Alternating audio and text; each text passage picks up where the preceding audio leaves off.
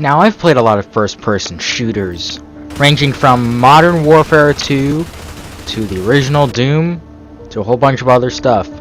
But no first-person shooter has ever been as influential to me and memorable to me as Black Ops 2. I mean, sure, there's a few, like a lot, that I remember, but not as much as Black Ops 2. Black Ops 2 was the first ever Call of Duty that I really gotten into. And honestly, to me it's a masterpiece, ranging from multiplayer to the campaign to zombies. The multiplayer is, like, Black Ops 2 has the best multiplayer, best campaign, and second best zombies. Second only to Black Ops 3. Now, if you want to wonder why, well, you gotta watch this video, of course. But Black Ops 2, well, it was the first ever Call of Duty that I've really gotten into. Sure, I've played Black Ops 1 and a whole bunch of other stuff, but Black Ops 2 was really when I first got into the series. I mean, sure, I played a few games Black Ops 1, then went to Left 4 Dead 2, but Black Ops 2, I got super addicted to it. Mainly because of the zombies mode. That was the first thing I played. Then I played a tiny bit of the campaign and then multiplayer. But later on, I'm still hooked to it, and I've beaten the campaign countless times. I played a whole crapload of multiplayer and a lot of zombies, like a lot. Black Ops 2 is very close and dear to my heart. And this is how I'm going to start off the video. I'm just going to say it's very nostalgic, but I'm going to put aside the nostalgia and see if it truly is a masterpiece, in my opinion. Like, I'm going to see if it actually is a masterpiece, because it's a really great game. And it still is 9 years later. So, first things first, the campaign. So the campaign starts with military and the FBI arriving at a nursing home building thing. And these guys break down a door and try to be all badass, and then Safety's on, dipshit. who is this guy? Sergeant Woods. Wait, Woods? You mean like Woods from Black Ops 1? Okay, we're starting off strong. Raul Menendez is the leader of Cortes Dia, and the most dangerous terrorist since Osama bin Laden. Okay, never mind. We're not starting off strong due to the forced exposition, but that's okay. Now, for playing the campaign, like beating it and getting countless different endings, I can tell you that there's no reason for Harper to tell Woods this, because at this point Woods already knows this shit due to all the things that has happened to him in Angola.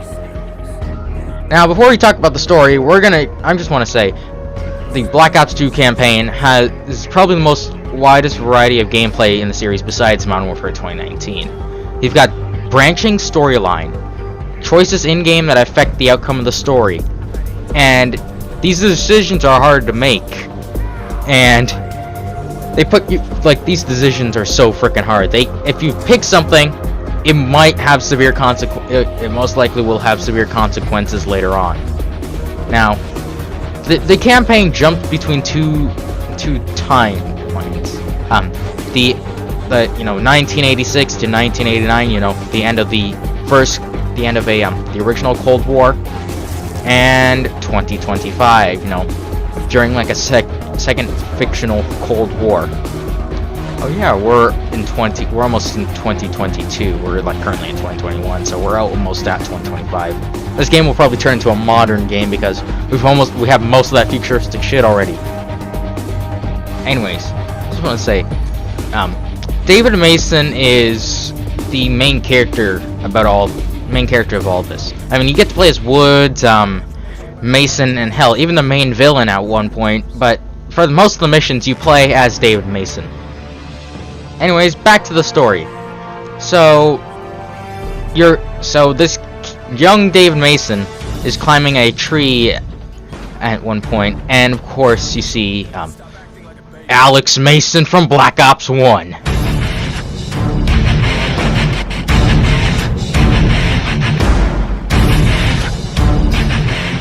Anyways, Hudson shows up telling Mason about Woods being captured in Angola and stuff. So anyways, this kicks off the first mission. Oh, and what's this? Mission briefing screen? I get to pick my own loadout and stuff? Wow. So yeah, before every mission, you actually get to pick your own loadout. This is in Black Ops 2, and it returns in Black Ops 3, and nothing else. Actually, wait, this actually does return in Infinite Warfare as well. It's so refreshing just to be able to pick your own stuff, not having to do what the game just tells you to do. You can do whatever the hell you want. So anyways, after this, I just want to say, Black Ops 2 also has just like Black Ops 1, Modern Warfare 2, and World at War. It sparks a lot of controversy because it has real people in it, actually. The Modern Warfare games don't, however, Black Ops games do. So, Black Ops 1, you had JFK, Robert McNamara, and Fidel Castro. This game, you have Manuel Noriega and Jonas Savimbi. Yeah. Anyways, Jonas Savimbi's in the first mission. And yeah, you fight alongside him, you fight against the MPLA, which was a real thing. Our journey to victory has begun! Death to the MPLA!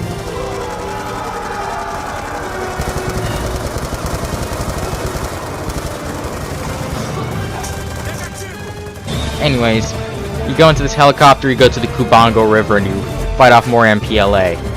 And first you gotta take out those fucking PT boats! And you find wood in a crate. And there's a crap load of dead bodies. That's his, those are all his men in there. His platoon, or whatever. Anyways, yeah, Woods is a bit messed up in this, and yeah. Just want to say, Woods is the coolest character in all of this. Now, when you rescue Woods, you sneak through this place and try to radio for help. And this is when Mason first meets Raul Menendez, who, well, is the scariest villain known to mankind. Hell, he's scarier than Thanos. He's the scariest Call of Duty villain of all time. I mean, the whole story is just about revenge and stuff, or revenge against, Raul Menendez, revenge against Mason Woods. And then Dave Mason just gets revenge against, Raul Menendez. Anyways, yeah. So, after this, mate get rescued, and Mason, realizes how dangerous Raul Menendez is, so, he quits his retirement and goes back into the CIA.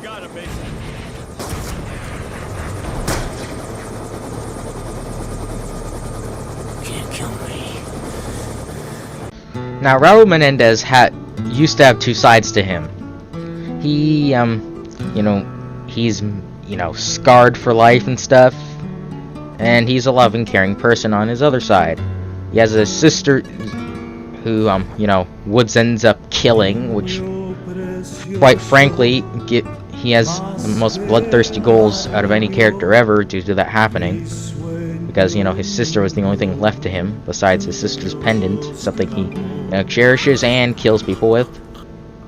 Anyways, back to the story. Anyways, after Mason shooting out Raul's eye, this pisses him off, and turns out he's been launching a revenge campaign under the banner of Cortes Dia. Now, Woods talks about, CIA smoking his old man. I talked about this in my Call of Duty, timeline series. Like the first part, which is like an hour long. Anyways, yeah. Raul Menendez actually ends up winning the hearts of people over social media. Turns out and then after that he then gains 1 billion followers, which is pretty insane. Anyways, turns out he's, doing a whole bunch of cyber attacks and stuff. So, anyways, David Mason and Harper infiltrate a place with these cool-ass gloves. I feel like these gloves might actually be a real thing. Razer RGB gloves, now available. Scale anything you want with them. Anyways, you get to use this cool-ass wingsuit. So you then infiltrate the place, and you use EMP to fry people's invisibility cloaks. Invisibility cloaks are pretty realistic. It'll just cost a lot of money, but I mean, we already have invisibility cloak things for airships and stuff. Anyways, this game has so much variety in gameplay and stuff. Next to Modern Warfare 2019. you get to hack, you know, robots or drones. You get to use them, or you get to hack this cool turret thing.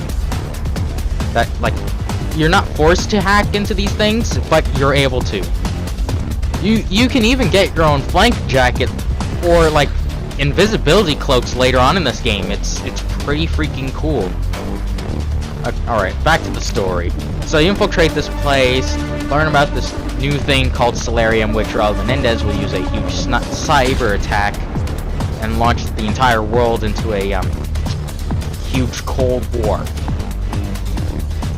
And so you learn about this and you fight through more enemies, but it turns out they are already getting destroyed by Admiral Briggs. So you tell Admiral Briggs about the Solarium, and then you return back to base.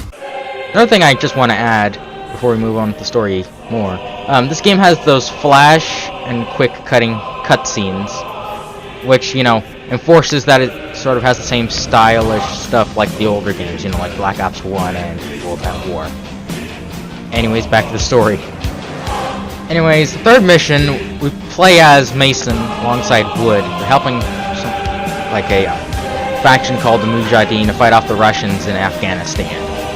You know, like back in 1986 and stuff. Oh yeah, and by the way, you can ride a horse in this game, and you can explore this level however the hell you want. Yeah, that's right. This basically is like almost open world. You can explore it however you want. There is no linear path. You can do whatever the hell you want. Of course, I like to follow it and, complete the campaign and stuff. But you can explore, find hidden weapons and equipment, and do whatever the hell you please. It's freaking awesome. Anyways, back to the story. So yeah, they help fight, off the Russians for the Mujahideen. And then, Mason, comes face to face with Kravchenko once again. And, there's subtle nods to the previous game, makes it, the numbers. You also you can tap to resist, or you can just let Mason just kill Kravchenko. Yeah, interrogate. Anyways, if you resist, Hudson gives Woods the order to kill Kravchenko, or if you don't resist, you can kill Kravchenko. It is awesome. Anyways, after this, you're betrayed by the Mujahideen, and you're left to dry in the sun. However, as Woods likes to call him, good old Tricky Vic makes an appearance. If you don't know who that is, it's Victor Reznov from World at War and Black Ops 1. So, we're in a desert buried to here. Who does your father think rides up on a horse to save us? Tricky Vic. Yeah, see? You're just like your old man. No, it wasn't him. That's not. Come on, if you think it was him, don't you think he would have stuck around for a bit, huh? Maybe explain some shit? Every other Call of Duty game, except for Black Ops 2, has you following the commands of, a character and stuff, or be on an on-rails turret section. However, Black Ops 2, you follow the commands. However, the thing is, you can explore the levels however you want. Literally, it's for every single level. Do it however damn you please. There's multiple ways to approach every gunfight. It's amazing. Like, it's not linear like every other campaign. There's so much stuff to do in the single player campaign. There's even leaderboards and challenges to complete in it. Yeah, literally, leaderboards in a Call of Duty campaign. Treyarch has added so much replay value to this Call of Duty campaign that they can, do whatever the hell you want. And the branching storyline adds on to it. It's insane. And some of the things in the story make sense for actually some of the gameplay stuff. I mean, the futuristic, near-future setting, drones and robots and other things like that. I mean, we have robots now and stuff. It's crazy. Like, this game allows you to shoot things other than people, or, do whatever the hell you want. You can even take control of robots whenever the hell you want. Or you could choose to drive like a vehicle, or play as a drone. The choices in this game, some aren't for the story and for gameplay reasons, however, most of them are for the story. However, this game, the gameplay, it's got the widest variety of gameplay ever. This campaign still amazes me till this day. It's such an awesome campaign. Anyways, in the next mission, you actually get to take control of Raul Menendez. You know, like in another 1986 mission, you know, where Woods kills Raul Menendez's sister. Anyways, yeah, his HUD pulses and it's like all red and crap, and it, you know, shows how freaking crazy he is and how bloodthirsty he is. Like, you know, he runs faster, shoots quicker. You know, I don't even think he reloads at all. I think he just swaps the shotgun for a new one. It's insane. You know, and yeah, this is where a lot of, you know, where Raul Menendez's hatred comes into play in this, like, it takes place after this mission. You know, in this mission you play as Raul Menendez, Raul Menendez, and then, you know, goes back to like 15 minutes earlier where you actually get to play as like Mason. However, you see, you know, Woods throws a grenade, you know, kills his Raul Menendez's sister, and yeah, really pisses him off.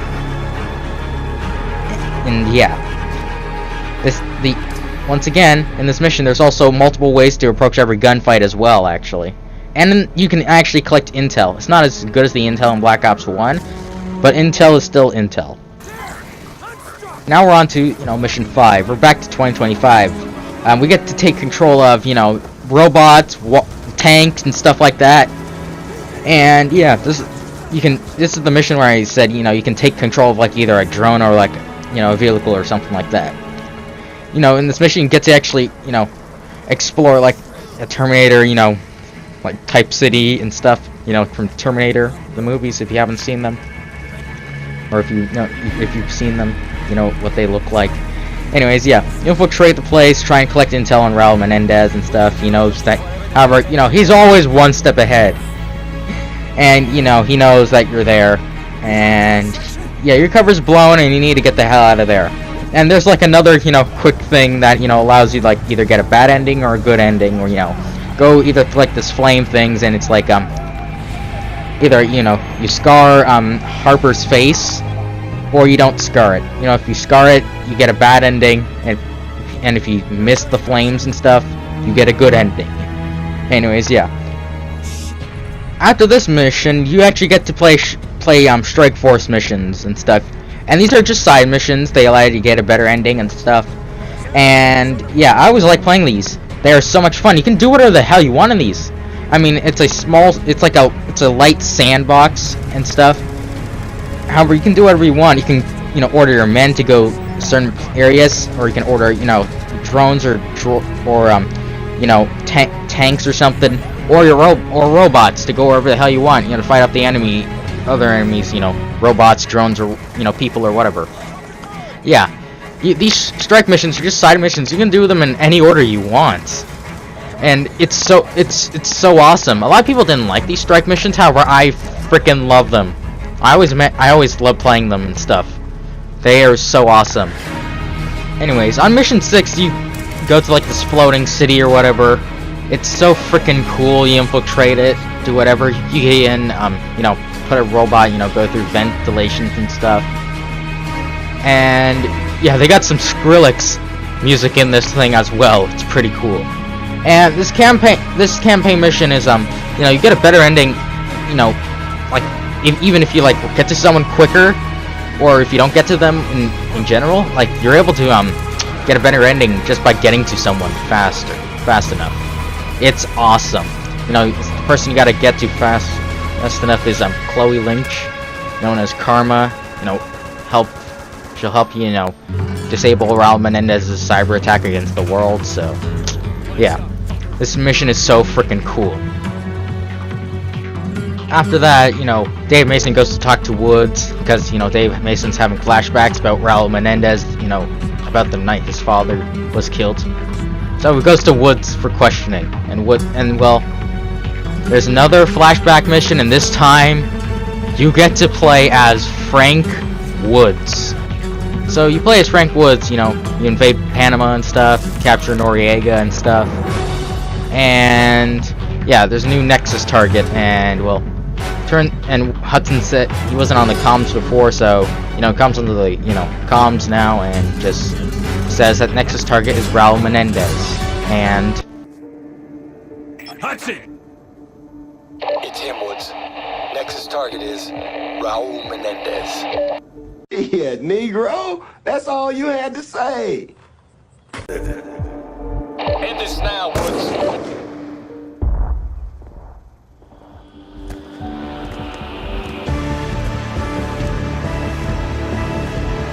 What are you looking so smart about? The fuck is going on?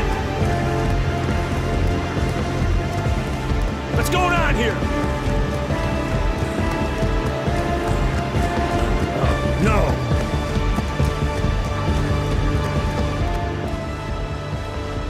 No. No. No! Mason! I should have shot him in the leg! You bastard! So yeah, Woods gets his kneecaps blown off and then is captured by Raul Menendez. Best friend Alex Mason is dead. By your own hand. Do you understand why? He was gonna kill David. Because you must suffer, as I have suffered. Now one more this time. You, Woods, or David. Make a decision now, or in 10 seconds you're all dead. Woods, I can't. I have 2 kids. They... Fuck! Okay, me! Do it! Do it!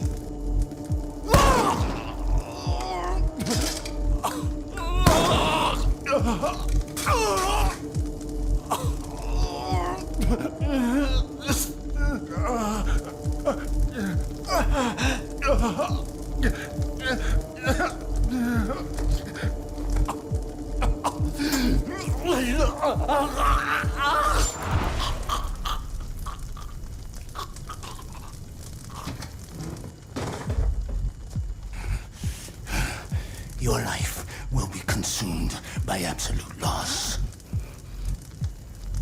Then and only then will you understand what you have done to me.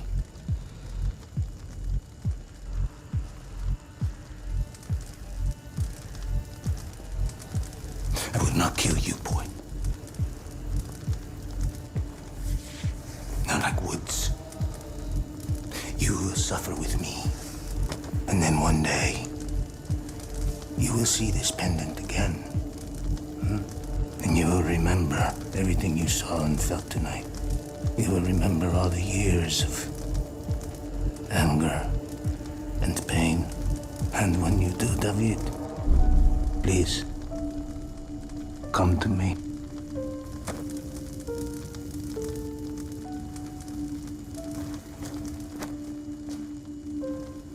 Dad. No! Dad!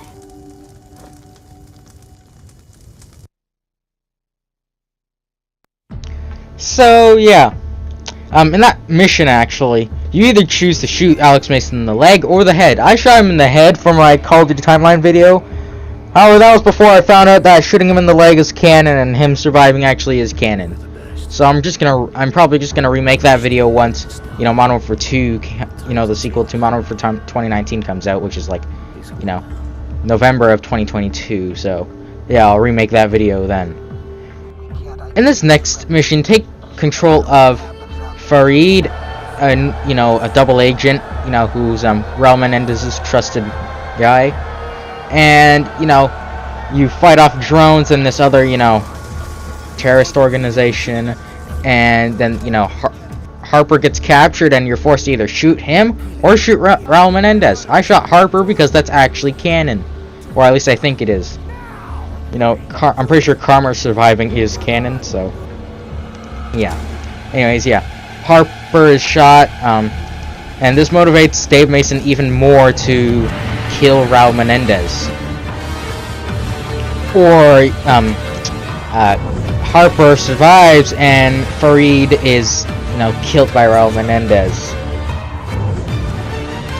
Anyways, Raul Menendez later on in this mission allows himself to be captured, and yeah, and then go on to this ship called the USS Barack Obama, I'm pretty sure. It's kind of funny because the game came out in 2012. Anyways, yeah, and a lot of stuff happens. Turns out Salazar is also a double agent working for Raul Menendez as well. And yeah, a lot of stuff happens. There's a sequence that can play out in like 15 different ways, actually. Yeah, 15 different ways due to the choices you've made in-game. certain characters die, certain characters survive, and so on and so on. It's pretty cool. After that section, you're able to shoot Admiral Briggs either in the head, or the leg, or the heart, or whatever. You know, kill him or, you know, injure him severely. Anyways, Raul Menendez cracks open his glass eye, uploads the Solarium virus, and turns out California is under attack by the USS's drone fleets. And, well, you get to go in this fighter jet and take them out. Well, would you look at that? It's not an on-rails turret section. Anyways, on the last mission, you hunt down Raul Menendez, and you're presented with the choice to either spare him or kill him. Now, I chose to kill him because that's actually the canon ending, but you're also allowed to spare him. You can either get another bad ending or a great ending if you spare him, or you can just get the canon ending, which is the bad ending, like the really bad ending, where, you know, you kill Raul Menendez, a video triggered, you know, upon his assassination, uploads onto YouTube, and of course Dia revolts and the world plummets into chaos. Now, I don't have gameplay of Mason, you know, coming back at the end, because, you know, if you choose to, you know, shoot him in the leg, he comes back at the end, and, you know, it's just, anyways, it's a happy ending when he comes back. However, if you shoot him in the head, he doesn't come back, so Dave Mason and Woods go to his grave and honor him and stuff. Now, Black Ops 2, there's 8 different endings, and it's just crazy how many different things there are. It's the different cutscenes, cinematics, it's all just amazing. Wow. I could go over this campaign for like hours upon hours. However, I don't think I'm not going to do that though. And you know what? I'm done with the campaign. It's an amazing campaign. I have nothing else to say about it, so let's now move on to zombies. Before we talk about zombies, I just want to mention the soundtrack for Black Ops 2 is phenomenal. I recommend you go listen to it. Alright, time to talk about zombies. Now, Transit is the map available on disc, and so is Town, Bus Depot, and Farm. And, well, it's Farm, Bus Depot, and Transit are all shit. The map's broken apart. There's a lot of content, but it's bad. But, well, not all the content's bad. There's actually a lot more good. If you, if you pre-ordered the game, also, you got Nuketown Zombies. Everyone hates Nuketown Zombies, but I freaking love it. I love chaos. I love the chaos of the map and the challenge. It's so good. However, Transit, it was gonna be Jimmy Zielinski is making the map. He likes making fun sandboxes. It was gonna be like a game with inside of a game. It was gonna be like open world stuff, kind of like how the old Wounds mission, you know, like the campaign thing, taking that horse and riding wherever the hell you want. It was going to be envisioned as a game with inside of game. However, of course, this didn't happen. Xbox 360 and PS3 could not handle it, so we put lava and fog everywhere and denizens so that players would not, you know, get to areas that weren't loaded in yet. However, the map Town, on the other hand, oh man, it's the most played Black Ops 2 Zombies map of all time, and I'm not joking. It's so iconic and is the best zombies map, or one of the best zombies survival maps of all time. For me, it's above Kino for me. Yeah, there, I said it. It's above Kino for me. It's that good. And it's so freaking fun. I mean, Transit can be fun if you play with, you know, if you don't play solo. You play it solo, it's completely boring. You play it with friends, it's a lot of fun. Or if you play with randoms, it's still a lot of fun. However, Town is always fun. Solo, with friends or with randoms, it doesn't matter, it's always fun. However, now let's talk about the DLC stuff. I have every single DLC in the game. So, if you pre-ordered, or no, if you buy DLC 1, you get Die Rise, the shittiest map ever. Johnny J25 loves it, however, and decided to make a frickin' billboard. Anyways, yeah. If you get DLC 1, you also get Diner. Basically gun game, but for zombies. And it's like mode turned. It's so much fun. However, no one plays it at all anymore. If you pre-order if you buy DLC 2, you get Mob of the Dead. And oh my gosh, Mob of the Dead, probably one of the most iconic maps ever. Made by Jason Blundell. And Jason Blundell, he made Black Ops 3 Zombies the best zombies mode in Call of Duty history. Now, if you made the best one, you're thinking, oh, this Black Ops 2, like these Black Ops 2 maps are gotta be good, right? Well, you're damn right about that. He put the lore at the forefront. The cutscenes for Mob of the Dead and Origins are amazing. Got the Blender Gat, the Acid Gat. Hell, you've got weapon exclusives like you've got the AK, the Death Machine, the Uzi, and stuff like that. It's amazing. And not to mention, you're fighting zombies in Alcatraz. And the next map after this is Buried. Buried, you get map pack like DLC 3. You get Buried. And you get a frickin' Ray Gun Mark II in every single previous map as well. Well, it's in the box. You don't start off with it. That'd be cheating. That'd be too easy. So yeah, it places a Ray Gun Mark II in every, previous map and stuff. As well, in future maps like Origins as well. So, yeah, it's really good. And, yeah, Buried and, yeah, you get a Ray Gun Mark II. You've also got Paralyzer, and, it's a really good map. Even though you got the Victus crew in it, the crew for, like, Transit and Die Rise, it's actually really fun to play as them in that map. And, like, I mean, the characters don't ruin the maps, like, some of the, like, Die Rise and Transit just suck. However, Victus and Buried. Victus are fun characters, however, their, relationships are very complicated. It's very complex, however, they are likable and funny characters at times. Not all the time, like Ultimus or Primus, but yeah, they're funny.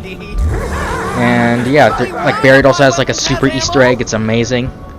And then after this, DLC 4 Origins. I have nothing else. If you have Zombie Chronicles for Black Ops 3, go play it. Or if you have Black Ops 2, buy DLC 4. And Origins is such a great map. The intro cutscene for me is better than Mob of the Dead, to me at least. You've got more weapon exclusives like the Scorpion, the Scar H, the KSG. You've even got the Ballista from Black Ops 2, like from multiplayer. The Ballista's shit though. It's terrible. Anyways, yeah. And these maps are also iconic. A mix of good and bad. However, there's a lot more good, and that's what makes this mode second place. It's that good. I mean, you've got Easter. This is when zombies became more complex for hardcore players. For me, I'm a hardcore player. However, there's also a lot of casual maps as well for casual players, and that's what matters as well. More diverse ways to play zombies. This would come into play with every single Black Ops 3 Zombies map ever. So yeah, that's about it for zombies. This is second best zombies in Call of Duty history. So yeah, time to talk about multiplayer now. I'm gonna say it, Black Ops 2 multiplayer is better than Modern Warfare 2 multiplayer. There, I said it. Every gun is amazing, just like Modern Warfare 2. However, there are so many different things in here. Personalization packs. I mean, look at the camo on my gun right now, the Chris Vector. Look at the camo. That's the Afterlife camo. Yeah, there's a lot of different things in here. Like, so many different things. You've got some of the most iconic maps in Call of Duty multiplayer history here. Like, it's a balanced game. You don't have skill-based matchmaking at all. It's amazing. You've even got so many different party games and wager matches from Black Ops 1 Return. Black Ops 2 multiplayer was the last good Actually, no. In my opinion, I actually like Ghosts. Ghost was the last good multiplayer. Well, I mean, it was decent, but it was not great. Black Ops 2 multiplayer was the last super great multiplayer that we ever had. Ever. Now, the maps here have the maps here are perfect. Just like maps in Modern Warfare 2, Modern Warfare 3, Black Ops 1, World at War, and Call of Duty 4. The maps are freaking perfect. You've got Carrier. A map that everyone likes using snipers on. Or whatever on. You've got Cargo. Based on a level from the campaign. You've got Aftermath. You've even, don't forget about Plaza, Raid, Nuketown, or even Hijacked. These, like, I'm going Nuketown 2025 is better than the original Nuketown. There, I said it. These maps are all amazing and perfect. And this is the first Call of Duty game with the Pick 10 system in it. Yeah, the Pick 10 system is the first started with this game. There's a much more wide variety of attachments for you to choose for your guns. So many different things you could do in your classes.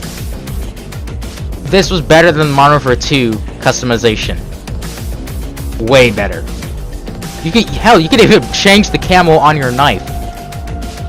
It's that good. And I fucking love this multiplayer. So yeah, I think that about wraps up this video. The campaign is the best campaign in the series. This game has the second best zombies in the series. And of course, the best multiplayer in the entire series. Best customization, best weapons, super balanced, no skill-based matchmaking, fun party games, Hijacked of course, and Nuketown 2025, and and super cool camos that you can get.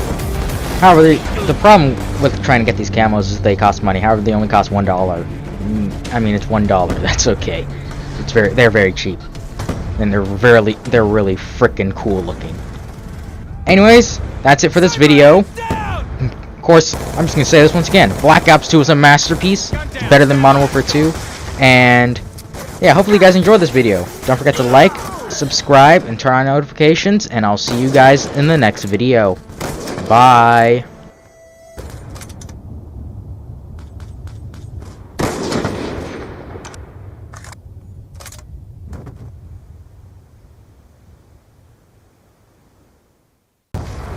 Wait, hold on, I forgot to mention about something. Black Ops 2 has the most memeable perk ever in Call of Duty Zombies history.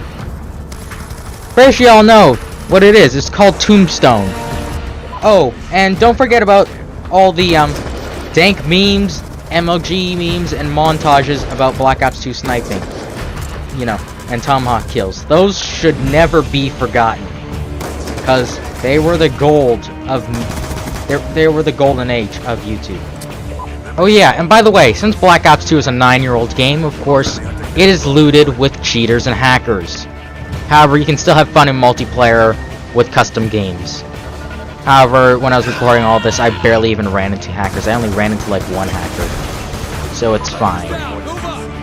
For me at least. I think it's bad for it. It's probably bad for everyone else. I don't know. Maybe I just got lucky with recording it. Alright, you guys can go now. Bye!